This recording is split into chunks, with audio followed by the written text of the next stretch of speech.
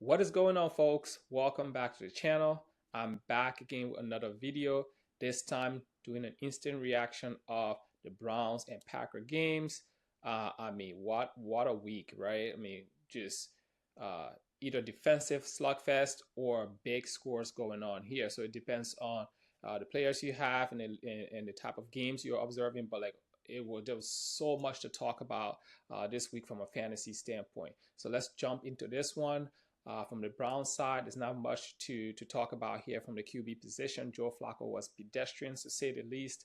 I'm hoping that in the next few weeks we get either Shedeur or Dylan Gabriel in that offense to see what that looks like.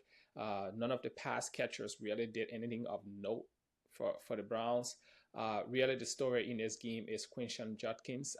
This guy's off the street, and he basically was the one man wrecking crew, the entire offense. And yeah, there's just so much to be happy about if you do have Quinshon Judkins on your roster. Unfortunately, he's sitting in one of my leagues that I'm 0-2, so I'm probably going to be 0-3 again. So that's on me, right? But if you have guys like Kyron Williams and you got guys like Ken Walker, it's really hard to find a space for him on your roster, but that is on me. On the Packers side, again, Josh Jacobs really didn't do much in this game.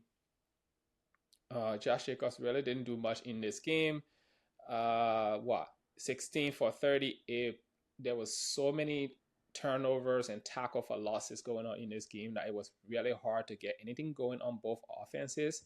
Njoku was like the top, the pass catching leader for the Browns, and that should tell you all you need to know.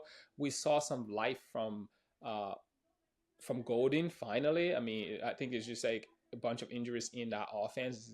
He's slowly, uh, hopefully, this is a trend we want to see going forward. He's slowly kind of catching on this game. He kind of made some plays. You're like, okay, I see, why while everyone was hyped in the off season about Matthew Golden, right? Josh Jacobs made up for some of that in like the pass game here, 5 for 44. But that's really it, guys. Not much to talk about. I think the highlight from this game is Quinshon Judkins. If you do have Judkins, you are sitting pretty right now. I think the more to ramp him up, expect things like 20 plus carries for this guy. He just, every time he touched the ball, he looked good.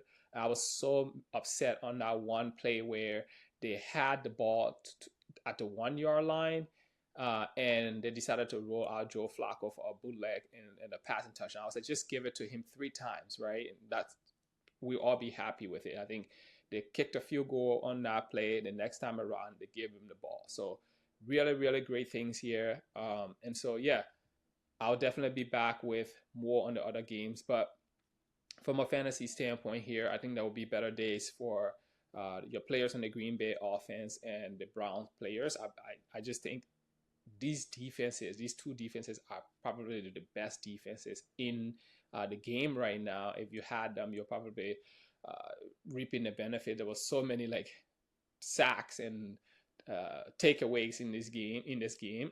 When you look here, it looks like there's not that much, but it feels like there were like turnovers happening left and right. But maybe it's just from other games. But yeah, be back with more on this game. Right now, there's not much. There's no one you can really trust from like the passing game side on Green Bay. There's not much besides Tucker Kraft. He had a bad game today, but I wouldn't trust any of these guys in my roster until I see otherwise, right? But make sure you're starting Quinshon Judkins going forward. There's not much else. There's no more. There's not a lot of competition for him in that offense. Dylan says Sampson here got 1 carry. All right, Sampson might be involved in the pass game more so. All right, guys, I'll be back with yet another one for you soon.